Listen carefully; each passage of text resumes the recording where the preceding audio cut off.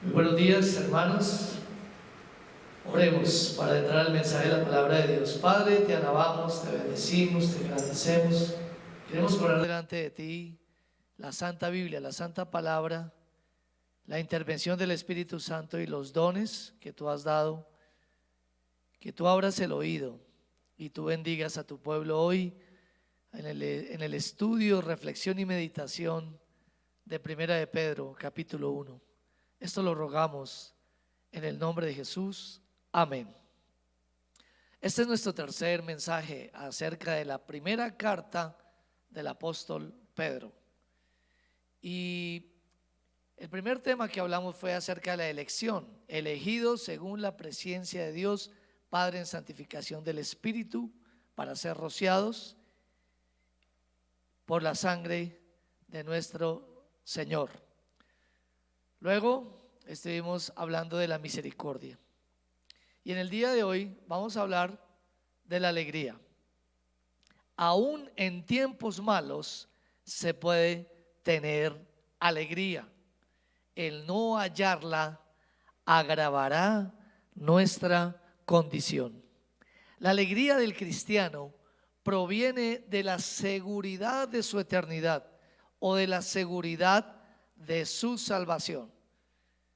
El título para hoy, meditando en Primera de Pedro capítulo 1, versículos 6 al 9, es: alégrese en su salvación. Alégrese en su salvación.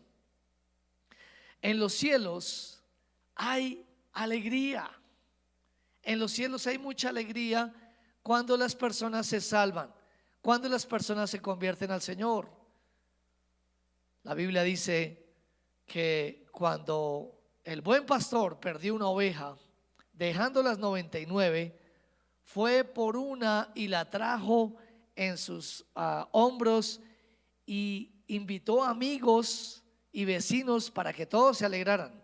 También nos habla de el dracma perdido de una mujer que al rebuscarlo por toda su casa la halla, el dracma, y llama a sus amigas y a sus vecinas y hacen celebración. En los dos casos que le he dicho, dice que la conclusión que saca de esos textos es que hay alegría en los cielos, que los ángeles se alegran cuando una persona perdida se arrepiente y encuentra a Dios. Así también con el hijo pródigo, cuando volvió a casa, cuando se arrepintió y se reconcilió con su padre, el padre mandó a hacer una gran fiesta e invitó y hizo lo mejor para ese día, de la alegría que hay de que el hijo perdido haya vuelto. Todos estos mensajes vienen alrededor del arrepentimiento de alguien que no conoce a Jesús, y hay gozo y alegría. Pero el Señor, esa alegría de los cielos, la comparte siempre con sus amados hijos durante todo el tiempo de nuestro peregrinaje. El cristiano en todo tiempo puede vivir con la alegría de su salvación. ¿Cómo vivirla?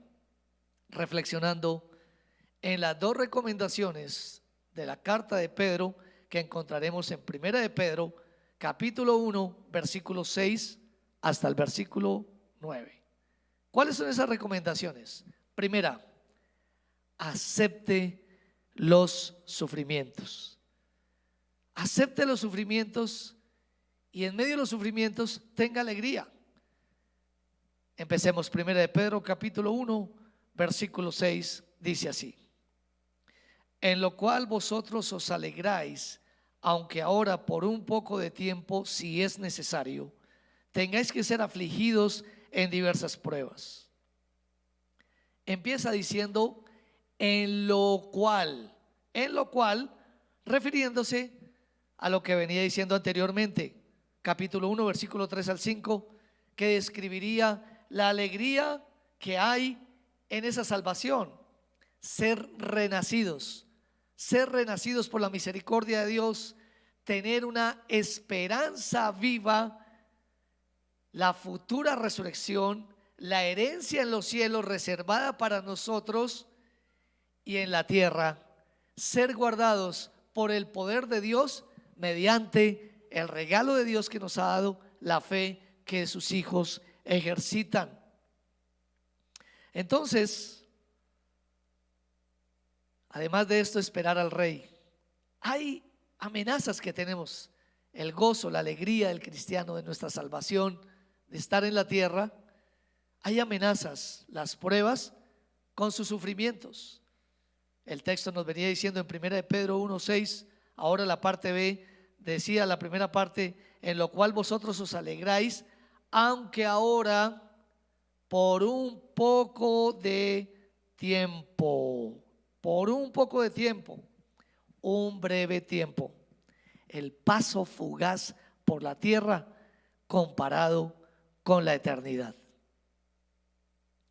El libro de Romanos capítulo 8 versículo 18 dice así: pues tengo por cierto que las aflicciones del tiempo presente no son comparables con la gloria venidera que en nosotros ha de manifestarse. Entonces nos habla de la gloria venidera para aquellos que piensan el punto máximo, aquellos que piensan que lo que están viviendo es demasiado difícil. La Biblia nos ha dicho en estos tiempos que nuestra vida es como una sombra y como un viento que pasa rápidamente, pero hay toda una eternidad para disfrutarla. También nos dice que aunque ahora por un poco de tiempo, hablando de las pruebas, también nos está diciendo de igual forma que no toda prueba en la tierra va a durar para siempre. No toda prueba en la tierra va a durar para siempre. Jesús les advirtió a los discípulos cuando les habló acerca de lo que los discípulos iban a sufrir cuando apresaron a Jesús y cuando éste fuera llevado a la misma muerte. Ellos iban a sufrir, pero después vendría la alegría. Mire Juan 16:20: de cierto os digo que vosotros lloraréis y lamentaréis, y el mundo se alegrará. Pero aunque vosotros estéis tristes, vuestra tristeza se convertirá en gozo. La lucha, el dolor se va a convertir en alegría. El mundo se alegró con el fallecimiento de Cristo cuando decían: crucifíquelo, crucifíquelo. Y todos se burlaban. Y los discípulos perdieron el ánimo y perdieron su alegría momentáneamente. Pero ¿qué sucedió después? Jesucristo se presentó a ellos con pruebas reales, resucitado, y la alegría de ellos volvió. Primera de Pedro capítulo 1 versículo 6 nos habla: en lo cual vosotros os alegráis, aunque por un poco de tiempo. Y aquí viene otra frase: si es necesario, si es necesario, diciéndonos de las pruebas que cada prueba tiene un propósito. Las pruebas vienen con un plan de Dios. Usted recuerda cuando hubo un ciego en nacimiento en Juan capítulo 9, nos hablaba de un ciego de nacimiento. ¿Y quién pecó? ¿El padre, la madre? ¿Quién fue el que pecó?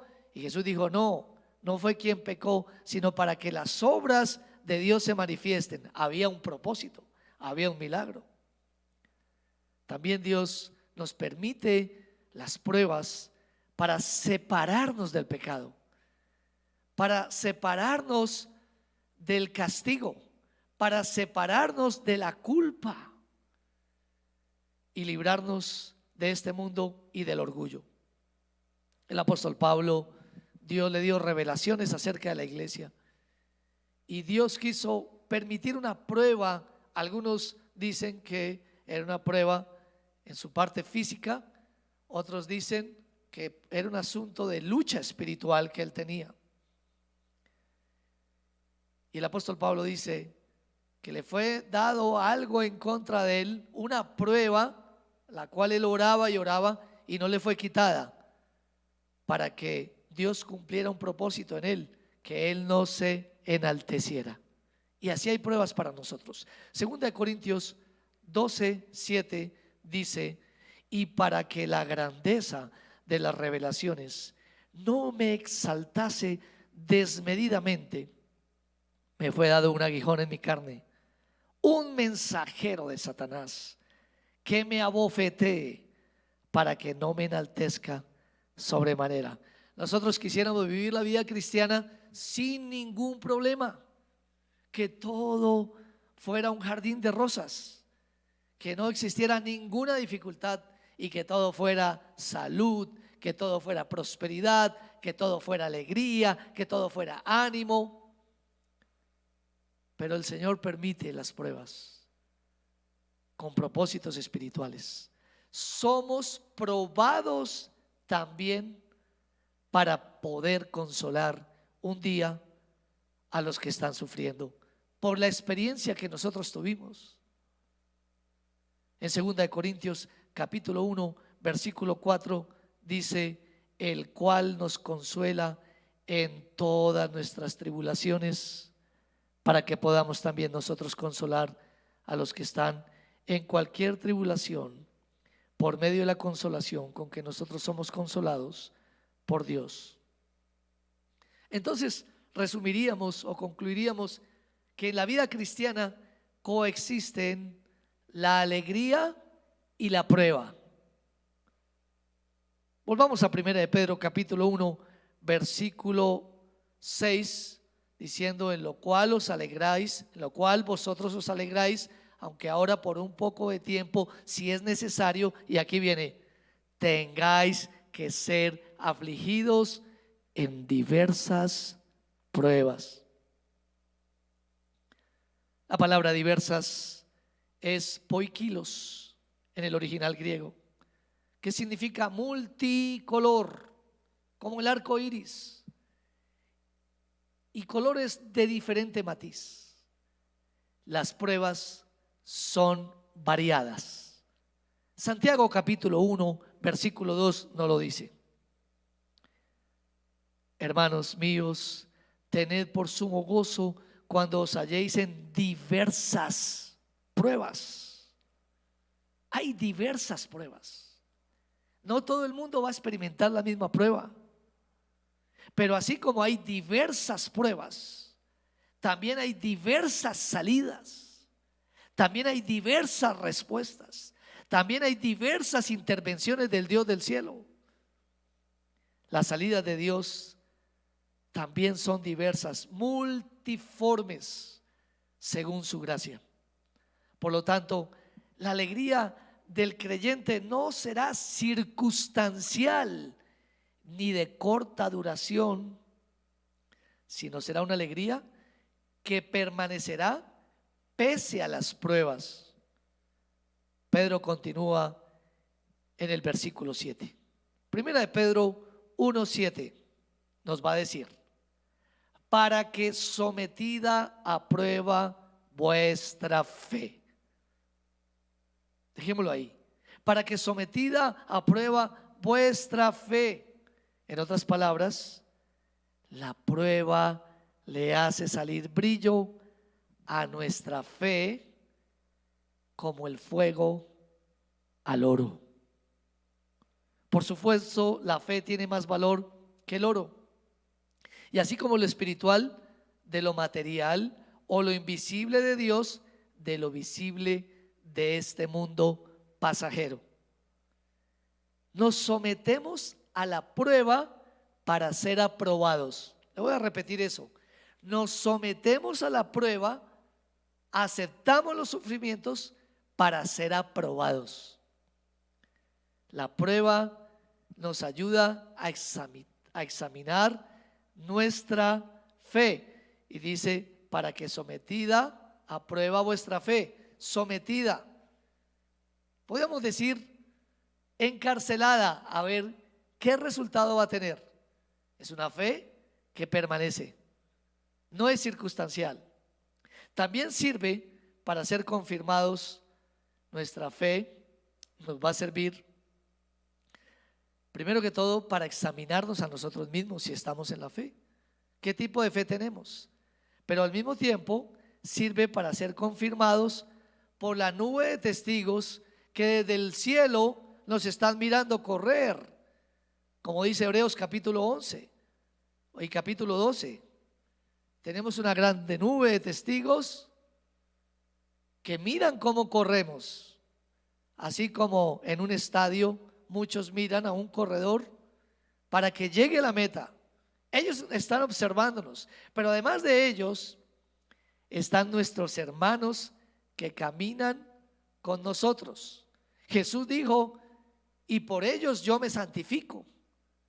Y nosotros deberíamos aceptar los sufrimientos, vencerlos con alegría, porque alrededor nuestro hay otros que están mirando cómo peleamos y están mirando cómo pasamos las pruebas. Nuestros hijos son unos que en el futuro van a testificar acerca de cómo sus padres en momentos difíciles lograron, en medio del dolor y el sufrimiento, sacar fuerzas de debilidad y alegría en medio de la tribulación. Otro grupo que nos observa son los que no han llegado a nuestra fe, a nuestra común fe, y ellos están mirando, están observando. Por eso dice la Sagrada Escritura que el nombre de Dios puede ser blasfemado por causa nuestra. Por causa nuestra. Esta fe tiene más valor que el mismo oro, pero es probada de la misma forma. Primera de Pedro capítulo 1 versículo 7 dice: para que sometida a prueba vuestra fe, ahora miremos la parte B, mucho más preciosa que el oro, el cual aunque perecedero se prueba con fuego. Solo después de superar las pruebas es que se podrá comprobar nuestra fe. O sea, nuestra fe se comprueba con los años, con el tiempo. Tipos de fe. Mateo 13, 5 al 7 nos va a hablar de dos tipos de fe: superficial, una fe superficial, y una fe que se ahoga. Miremos Mateo 13, 5, 7. La superficial primero, dice, versículo 5: parte cayó en pedregales donde no había mucha tierra, y brotó pronto, porque no tenía profundidad de tierra. Pero salido el sol, se quemó, y porque no tenía raíz, se secó. Y ahora la que se ahoga: parte cayó entre espinos, y los espinos crecieron y la ahogaron. Cuando el Señor va a explicar acerca de esta parábola, va a decirnos que hay cierto tipo de fe. La gente se motiva y llega a Dios, pero es algo superficial. Viene, canta, está unos pocos meses en la iglesia, alaba a Dios, hasta que empieza la persecución, hasta que en la casa lo empiezan a criticar por ser cristiano, por ser creyente, hasta que en el trabajo lo empiezan a encerrar y a decirle de pronto: usted por qué ya no toma, usted por qué ya no dice vulgaridades, usted por qué ya no cuenta chistes de doble sentido, usted por qué nos ha dejado a un lado. Y la presión es tal que la persona, por no perder sus amigos, por no perder su ambiente, por no perder su estatus y aún por no perder su trabajo, lo temporal, la persona empieza a sucumbir, empieza a compartir con ellos, vuelve a tomar con ellos, vuelve a los sitios inadecuados con ellos, vuelve a usar lenguaje soez. Es una fe superficial y de pronto sale de la fe, porque sale el sol, el calor, y como no tiene profundidad, se seca.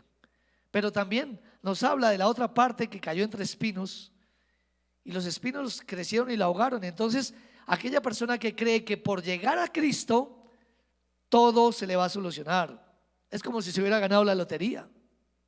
Entonces, si no tiene dinero, ahora sí va a tener dinero. Si no tiene fama y popularidad, ahora sí va a tener fama y popularidad. Si sus relaciones las tiene quebradas, ahora se van a restaurar sus relaciones. Y a veces no pasa eso. Entonces van creciendo los problemas al lado de él y van ahogando esa fe, la fe que le dije que se ahogaba, fe superficial y fe que se ahoga. La Biblia dice que Dios prueba la fe de sus hijos y prueba la fe de su pueblo. Lo hizo con Abraham, con su hijo Isaac. Génesis 22, que en este momento no lo vamos a mirar. Lo hizo con Israel. Este sí, veámoslo. Éxodo 16, 4. Y Jehová dijo a Moisés: he aquí yo os haré llover pan del cielo, y el pueblo saldrá y recogerá diariamente la porción de un día, para que yo lo pruebe si anda en mi ley o no. El Señor nos permite también meses, semanas, días y a veces años de vivir con escasez. Por más de una década yo viví en extrema escasez, extrema escasez. Cuando llegaba la quincena ya estaba comprometida toda para pagar y no había nada para la semana siguiente. Durante años, ¿quién nos podrá separar del amor de Dios en Cristo Jesús? Escasez económica, problemas de salud. Habrán personas que dicen: ya llevo mucho tiempo enfermo, o llevo mucho tiempo enferma. Jesús en una ocasión dijo a las multitudes: ustedes me siguen porque hice milagros y les di pan, pero si yo no hiciera el milagro y si el pan fuera con escasez, ustedes no me seguirían. Fue lo que Jesús dijo en aquel entonces. ¿Y qué sucederá si Dios no le hace el milagro que usted espera? Si usted está llegando a Dios y está caminando con Dios solamente por un milagro y no por una eternidad. Deuteronomio 8:2 nos habla que Dios prueba a su pueblo.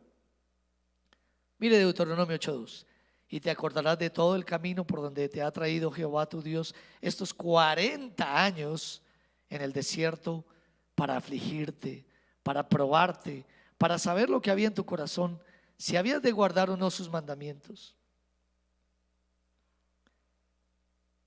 Querido, el fuego purifica el oro y quita las escorias. Así los sufrimientos separan la fe falsa y superficial.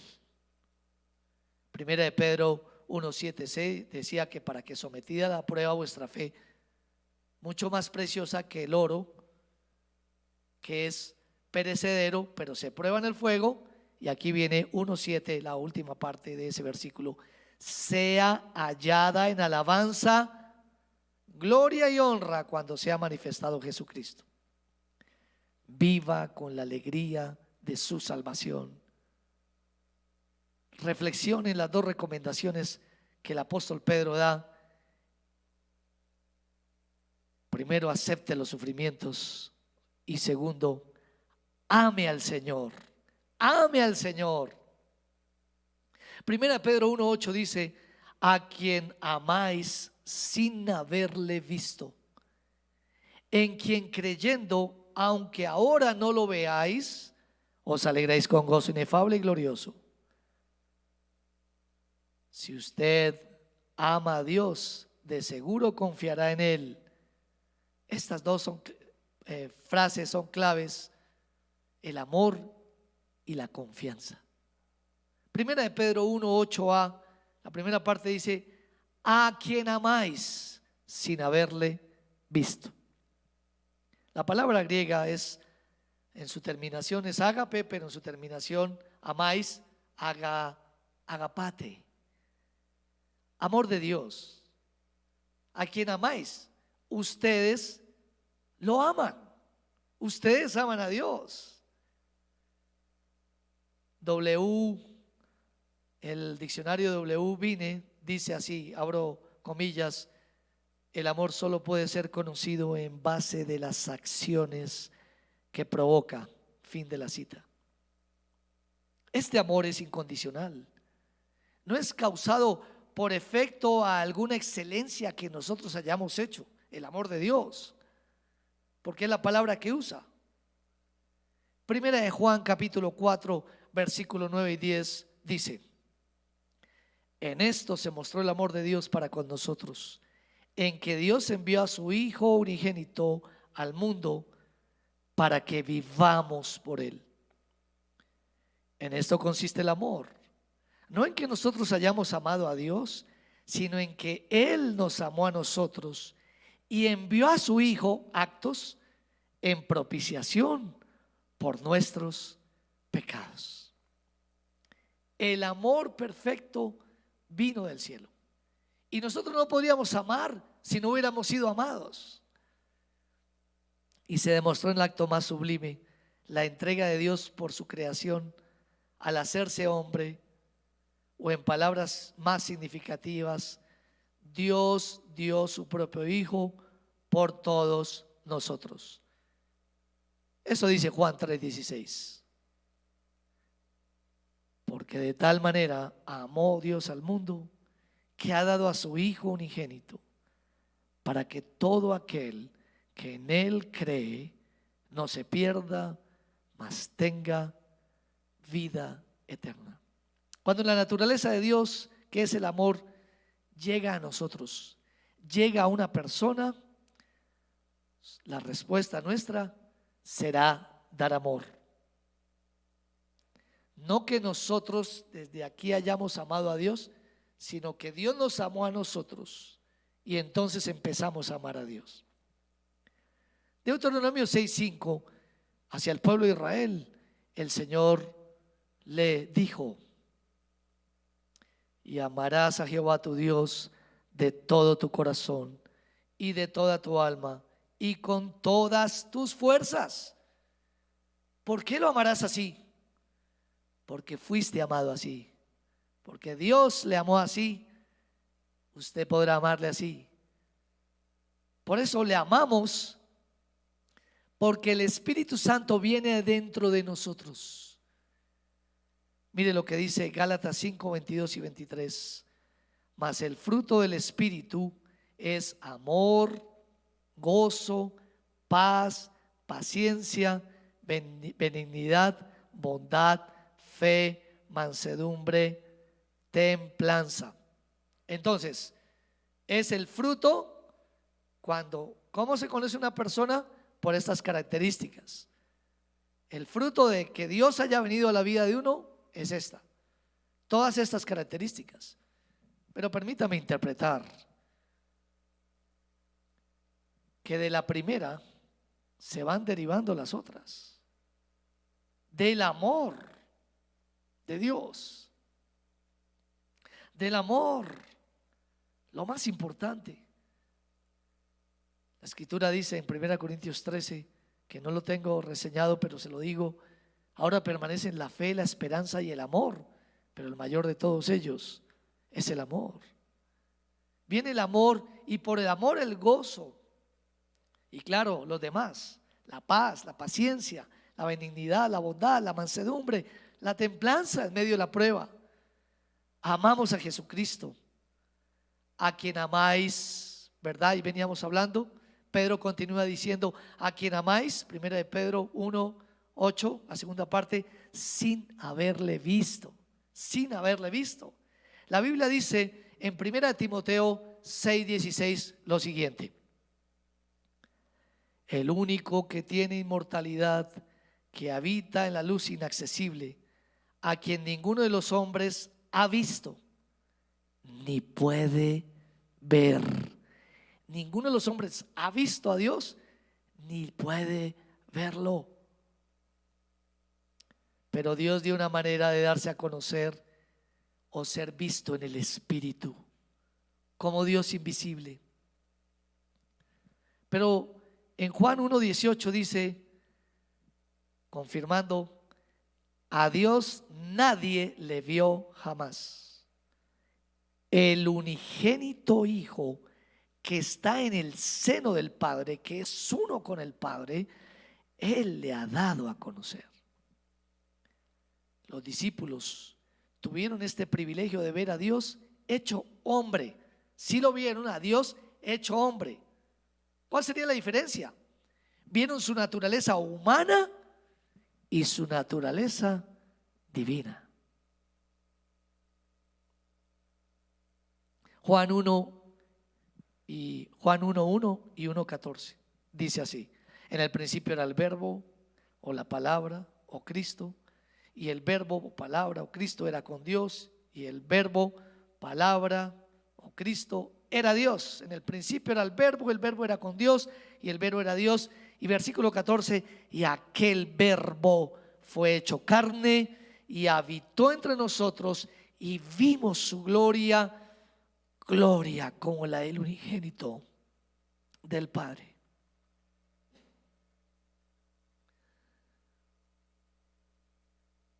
Gloria, lleno de gracia y lleno de verdad. Pedro vio a Jesús, caminó con él, lo vio sanando, entre esas a su suegra, usando su barca, luego haciendo un milagro, dándoles una gran pesca. Lo vio transfigurado a los ojos de él y de sus compañeros Juan y Jacob. Pedro lo vio cuando lo seguía de lejos. Pedro vio a Jesús cuando cara a cara sus miradas se encontraron en medio de la gran pregunta repetida del maestro: ¿me amas, Pedro? ¿Me amas? Sírveme. Pedro podía recordar la invitación de Jesús a servirle. Y quiero decirle que si uno ama a Dios, el que ama a Dios obedece su palabra, y el que ama a Dios le sirve con su vida, con sus talentos, con su tiempo, con sus recursos. Pedro junto a sus compañeros le vieron y le amaron. Quiero que leamos un texto. Son 4 versículos, pero son totalmente relevantes para este momento. Primera de Juan 1:1 al 4. Lo que era desde el principio, lo que hemos oído, lo que hemos visto con nuestros ojos, lo que hemos contemplado y palparon nuestras manos tocante al verbo de vida, porque la vida fue manifestada y la hemos visto, y testificamos y os anunciamos la vida eterna, la cual estaba con el Padre y se nos manifestó. Lo que hemos visto y oído, eso os anunciamos, para que también vosotros tengáis comunión con nosotros, y nuestra comunión verdaderamente es con el Padre y con su Hijo Jesucristo. Estas cosas os escribimos para que vuestro gozo sea cumplido, para que tengáis alegría, para que tengan alegría. Por lo cual todos los que no le ven pueden hacerlo por su Espíritu Santo, por medio de la fe. Volvemos al texto, 1 de Pedro 1:8: a quien amáis sin haberle visto, en quien creyendo, aunque ahora no lo veáis, os alegráis con gozo inefable y glorioso. Los destinatarios de la carta nunca le habían visto durante su vida terrenal. Sin embargo, mostraban amor intenso por el Salvador. ¿Ama usted a Dios sin haberle visto? Quiero ir terminando en esta mañana. Tomás representa a un grupo de personas que si no ven, no creen. Y por eso viene la idolatría, porque Dios es espíritu. Pero si llegan a creer, serán dichosos si lo hacen. Juan 20, 27 al 29 dice: luego dijo a Tomás: pon aquí tu dedo y mira mis manos, y acerca tu mano y métela en mi costado, y no seáis incrédulo, sino creyente. Entonces Tomás respondió y le dijo: Señor mío, Dios mío. Jesús le dijo: porque me has visto, Tomás, creíste. Bienaventurados los que no vieron y creyeron. Los destinatarios de esta carta no le habían visto. Y el Señor dice: bienaventurados los que no vieron a Jesús en la tierra. Y dice: y si a Jesús conocimos según la carne, ya no le conocemos así. Ese Jesús que reflejó su naturaleza humana y su naturaleza divina ya no, está en gloria. Y ahora su espíritu testifica de eso en nosotros. El que ama a Jesús creerá y le seguirá hasta el final. Amor y confianza. En palabras de John F. MacArthur, abro comillas: el alma que ama a Cristo no puede dejar de creer en Él, y el alma que cree no puede evitar amarlo. Fin de la cita. En este binomio yace la alegría del creyente. Su resultado será confirmar la elección de Dios y la alegría que la salvación nos produce. Pedro termina diciendo, mi última cita, 1 de Pedro 1:9. 1 de Pedro 1:9.